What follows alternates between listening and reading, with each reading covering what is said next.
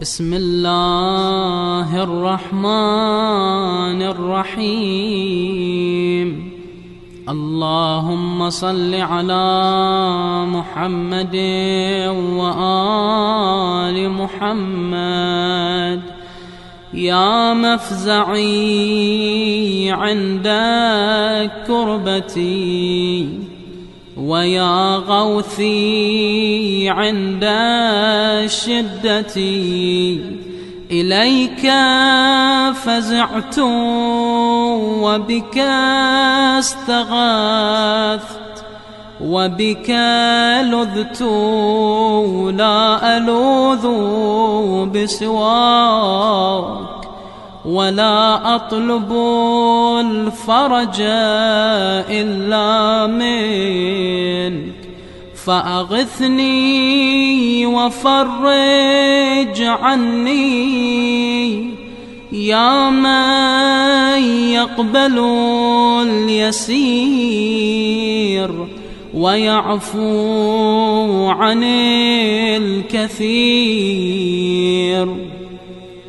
اقبل مني اليسير واعفو عني الكثير، إنك أنت الغفور الرحيم. اللهم إني أسألك إيمانا تباشر به قلبي، ويقينا حتى أعلم أنه لن يصيبني إلا ما كتبت لي، ورضني من العيش بما قسمت لي يا أرحم الراحمين.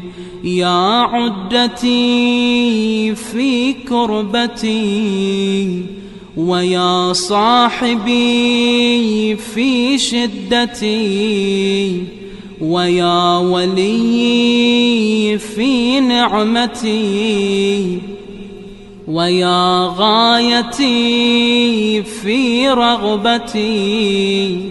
أنت الساتر عورتي، والآمن روعتي، والمقيل عثرتي.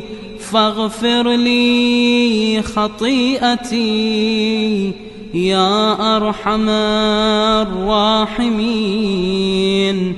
وصل اللهم على سيدنا محمد وآله الطاهرين.